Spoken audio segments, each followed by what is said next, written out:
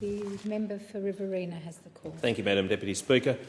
A group of determined women from my Riverina electorate have banded together and will descend upon Canberra this month to champion their fight for a sensible outcome in the water debate.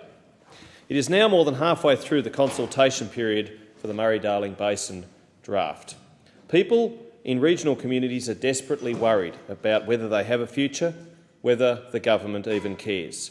Helen Dalton from Binya is organising a group called Women for a Living Basin, the members of which are all passionate that a triple bottom line approach is adopted in any decisions made about the Murray-Darling system and the people whose lives depend upon it. Women for a Living Basin will be in Parliament House on Wednesday, 29th of February, and meetings have been arranged with people who can make a real difference to the water issue. I am pleased the Minister for Sustainability, Environment, Water, Population and Communities has agreed to see the group. I hope he listens to and takes on board what they will tell him. He was in Griffith, as was the opposition leader for the community rally on the 15th of December last year, when 12,000 proud locals turned out to air their deep, warranted and united concerns about the latest draft. It was people power at its best, and I was so proud so many attended in support of their communities, their livelihoods, their children's futures.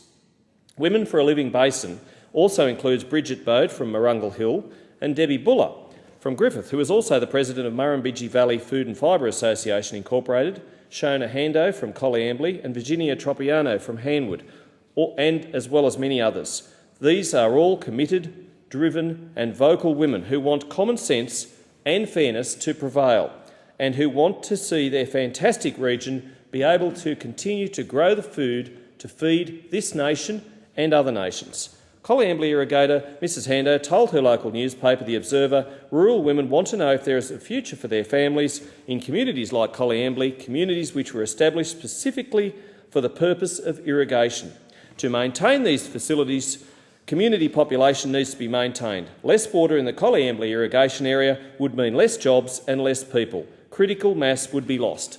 The delegation was originally formed as the women were aware there were others with similar thoughts who had ideas about the Murray-Darling Basin and who wanted to make these thoughts known.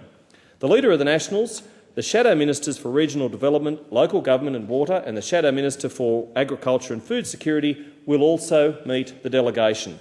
The offer is open to all Members of Parliament and Senators to meet with and, more importantly, listen to the Women for a Living Basin and hear their concerns. Invitations have been sent. These women feel it is now or never, and they need to be in there fighting before decisions are made which will permanently affect their communities. Thank you, Madam Deputy Speaker.